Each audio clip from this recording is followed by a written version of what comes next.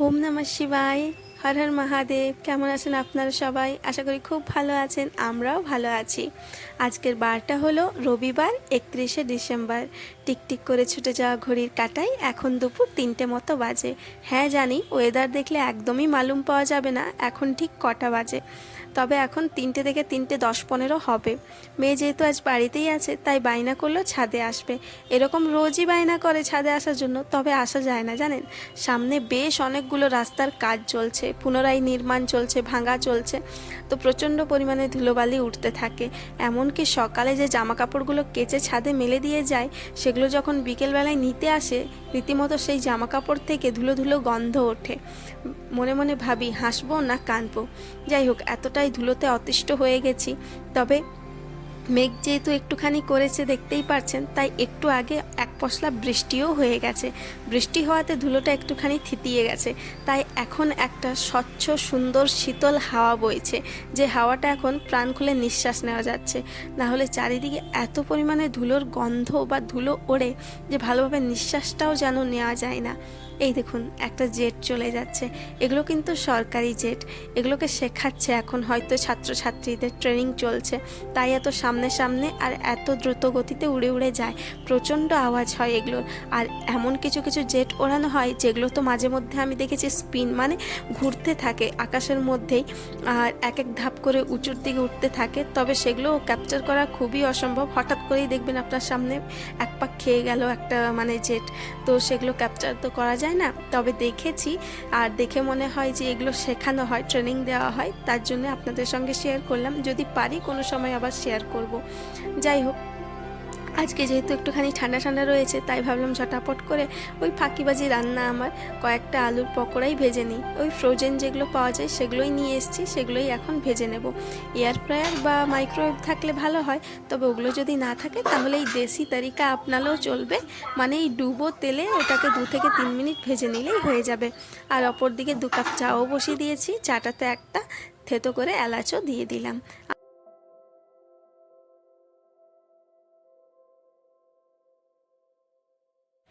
এর আগে আমি কোনোদিনই এরকম ফ্রোজেনের প্যাকেটের এগুলো নিয়ে আসিনি, দেখিও নি ট্রাই করে। তবে আজকে প্রথমবার, দেখি কেমন লাগছে খেতে। এক কামড় দিয়ে দেখলাম বেশ ভারী ভালোই লাগছে। তবে খুব একটা আহামরি লাগছে তা কিন্তু নয়, তবে কাজ চলা ফাঁকিবাজি রান্নার জন্য ঠিকই আছে। আমার মতন যারা আছে তাদের জন্য একদম পারফেক্ট। যাই হোক, এইদিকে সোনুর হোমওয়ার্কগুলো হয়েই এসেছে প্রায়।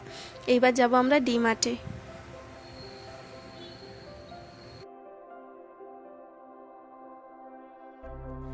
চলুন, যা কিছু তোলার তোলা হয়ে গেছে, আর ভিডিও করা হয়নি যেহেতু এখানটা একটুখানি সব সময় ভিড়টা থাকে, সেই কারণে ভিডিও হয় না করা। যাই হোক, আমাদের যা কিছু নেওয়ার নিয়ে নিয়েছি, এবার বিলিং করাবো আর বেরিয়ে পড়বো। এখন ওই ঘড়ির কাঁটায় 8টা থেকে 8:30 মতো বাজতে চলছে। এটা হলো ডিমার্টের কাস্টমার কেয়ার। এখানে আপনার যদি কোনো প্রোডাক্ট সম্পর্কে কিছু প্রবলেম হয় বা জানার থাকে, তো আপনি এখান থেকে জানতে পারেন। তাছাড়া এদের বাইরে একটা বক্স রয়েছে, যেখানে আপনি আপনার রিজিউম বা সিভি ফেলে যেতে পারেন, বা লেটারও ফেলে যেতে পারেন, নাম্বার, অ্যাড্রেস সমস্ত কিছু দিয়ে, কোয়ালিফিকেশান দিয়ে। যদি ওনাদের চাকরির জন্য কোনো রিকোয়ারমেন্ট থাকে, তো ওখান থেকে কালেকশন করে আপনাকে কলও করে অনেক সময় চাকরিও অনেক মানুষ পেয়ে যায়। যাই হোক, এই দিকে আমরা একটুখানি খাবার নিয়েই আজকে চলে এলাম। যেহেতু কালকে সোমবার, কালকে আর তেমনভাবে কোনো রান্নাবান্নাও হবে না, খাওয়া দাওয়া হবে না। আমি তো মাছ মাংস খাই না, আর ওরাও খেতে পারবে না, কারণ কাল সোমবার আমি বাড়িতেও বানাই না। তাই আজকেই ভাবলাম একটুখানি খাওয়া দাওয়া করা যাক। আর এরকম সাধারণত আমরা ভেজ খাবারটাই বেশি খাই, যেহেতু আমি মাছ মাংস খাই না, তাই ওরাও বেশি আর খায় না। তো চলুন, তার জন্যই নিয়ে চলে এসেছি সোনুর ফেভারেট ধোসা। তো ওই ধোসাটা একটুখানি আলাদা রকমের, ওটা সাউথ ইন্ডিয়ায় খুব ফেমাস। ওই ধোসাটার নাম ঠিক কী বলে আমি জানি না, তবে ভীষণ টক। আর এইদিকে আমার জন্য একটা ভেজ বিরিয়ানি নিয়ে নিয়েছি, আর ওইদিকে ও নিয়েছে ভেজ ফ্রাইড রাইস, আর তার সঙ্গে ভেজ বল বা পনির বল এরকম কিছু একটা নিয়েছে। তো চলুন এগুলো খাওয়া যাক। আর নতুন বছরের জন্য কয়েক ঘন্টার অপেক্ষা। আর নিউ ইয়ার আসার আগের দিনটা মানে 31শে ডিসেম্বর ওই 10টা 11টার সময় দাদা ভাইয়েরা মিলে রাস্তার ওপর আলপনা বা আবির দিয়ে বা কালার দিয়ে হ্যাপি নিউ ইয়ার লিখতো। তো সেই কথাগুলো খুবই মনে পড়ছে। যাই হোক, এখন কিন্তু 12টা বেজে গেছে, প্রচণ্ড পরিমাণে ফটকাও ফাটছে, সেটা দেখতেই এখন আমরা ছাদে চলে এসেছি। চলুন দেখে নিই শহরে কীভাবে সেলিব্রেশন করা হচ্ছে এই নিউ ইয়ারটাকে। তবে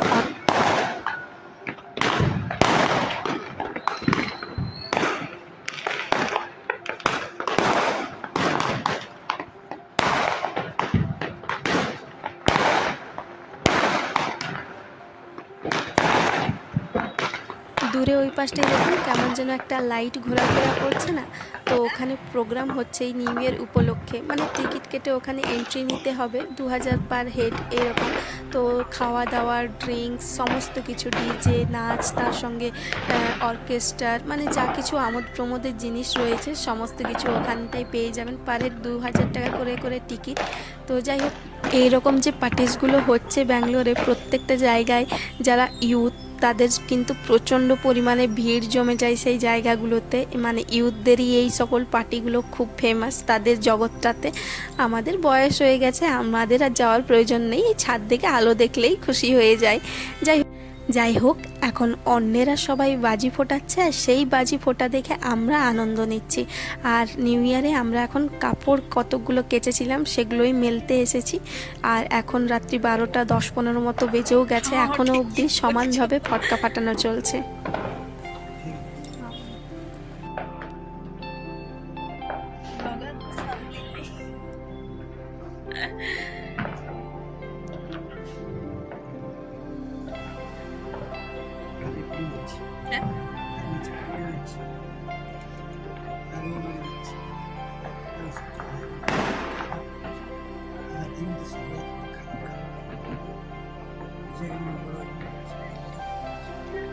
তাহলে হ্যাপি নিউ ইয়ার কালকেই আঁকড়ে দেবে।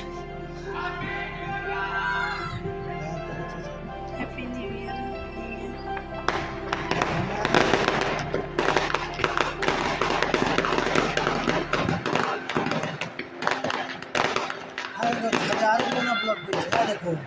সবাই ব্লগ বানায় আজকে। এই আশপাশটাই না ঘর ঘর ব্লগার আছে, জানো এই আশ। আর আমি তো আপনাদেরকে আগেও বলেছি যে আমরা যখন বাড়িতে থাকি তখন আমরা সাধারণত আমাদের মাতৃভাষা বা আমাদের আঞ্চলিক যে ভাষা সেই ভাষাতে সেই টোনেই আমরা কথা বলি দুজন দুজনার সঙ্গে, বা সোনুও আজকাল শিখে গেছে। তো সেটার জন্য আমরা লজ্জাবোধ করি না বা আমাদের লজ্জাও লাগে না, কারণ সেই ভাষা শুনে আর সেই ভাষা শিখে বলেই আমরা বড় হয়েছি। তাই আমরা যখনই কথা বলি তো আমাদের মাতৃ টোনেই আমরা মানে আঞ্চলিক টোনেই আমরা কথা বলে থাকি।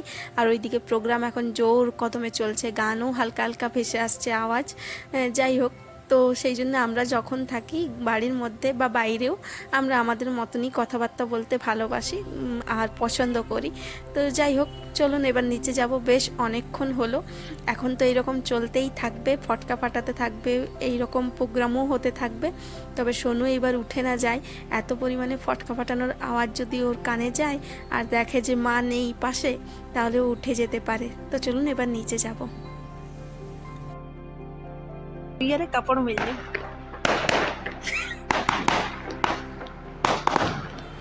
এই আশেপাশে অনেক মানুষই দেখলাম ছাদে উঠে এরকম আড়াআড়ি ক্যামেরাটা ধরে ভিডিও বানাচ্ছে। আর আড়াআড়ি ক্যামেরা ধরে ভিডিও বানানো মানেই আমরা সাধারণত ধরে নিই যে ব্লগিংয়ের জন্য বা ব্লগ করবে বা ইউটিউবে পোস্ট করবে বলে ভিডিও বানাচ্ছে। তো অপরকে ভিডিও বানাতে দেখেও কিন্তু একটা মোটিভেট ফিল হয় বা একটা মোটিভেশন পাওয়া যায় যে উনি বানাচ্ছেন, তাহলে আমিও একটুখানি বানাই, আমিও পারবো। আর সাপোর্টও ফিল হয়। ধরুন কোথাও গেলেন আর আপনার ভিডিওটা করতে একটুখানি হেজিটেট ফিল হচ্ছে, সেখানে যদি অন্য কোনো একটা মানুষকে দেখেন যে উনি বানাচ্ছে ভিডিও, তো তখন কিন্তু একটুখানি সাপোর্টও ফিল হয় যে উনি তো বানাচ্ছেন, তাহলে আমিও বানাতে পারি, তাহলে আমাকেও আর কিছু কেউ বলবে না। তো এইরকম একটা ব্যাপার। যাই হোক, চলুন এবার নিচে যাব। আর আরও একবার, নিউ ইয়ার অনেক আগে পেরিয়ে গেছে জানি, তবে আমার এই ভিডিওটা অনেকটাই লেট করে যাবে হয়তো। তো তাও আরও একবার জানাই হ্যাপি নিউ ইয়ার আর গুড নাইট। সবাই খুব ভালো থাকুন। চলুন এবার শুতে যাই, না হলে এরকম দাঁড়িয়ে দাঁড়িয়ে ভোর না হয়ে যায়। ভাবছি কি হয়েছে রে বাবা, চারধারে হঠাৎ করে এত ফটকা। দেখো কোথাও থিরবির পেছে নাই, চারিদিকে উড়ি বেড়াচ্ছি। দেখো না বাবু, ঠিক আছে। আপনারা হয়তো মনে মনে ভাবছেন আমি খুবই ফাঁকিবাজি ব্লগার। হ্যাঁ, এটা সত্যি, আর এটা মানতে আমার কোনো আফসোস নেই। আমি একটু আমার ব্লগের মধ্যে ফাঁকিবাজি করে থাকি। যেই ধরুন আজকে অর্ধেকটারও বেশি আমি হয়তো পটকা দেখিয়েই পার করে দিলাম। যাই হোক, তাও এই ছোট ছোট ব্লগগুলোর সঙ্গেই ফাঁকিবাজি ব্লগগুলোর সঙ্গে থাকার জন্য, ভুল ত্রুটিতে ভরা ব্লগগুলোর সঙ্গে থাকার জন্য, গল্পগুলোর সাথে থাকার জন্য মন থেকে সত্যি আপনাদেরকে অসংখ্য ধন্যবাদ। আর যারা আমার ফ্যামিলি মেম্বার হয়েছেন তেনাদেরকেও অসংখ্য অসংখ্য ধন্যবাদ মন থেকে। আর যারা হননি তবে আমার ভিডিওগুলো দেখেন তেনাদেরকেও অসংখ্য ধন্যবাদ। রাতের অন্ধকার কাটিয়ে এখন ভোরের আলো ফুটেছে, তবে ভোর নয়, এখন ওই 10টা সাড়ে 10টা মতো বাজছে। চলুন ঝটপট করে আগে পুজোটা সেরে আসি।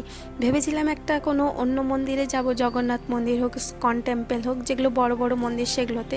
তারপর ভাবলাম না, আগের বছর যা টের পেয়েছি, মোটামুটি 3 থেকে 3.5 ঘন্টা লাইনে দাঁড়িয়ে তারপর স্কন টেম্পলে ঢোকার সুযোগ পেয়েছি এই নিউ ইয়ারের দিন।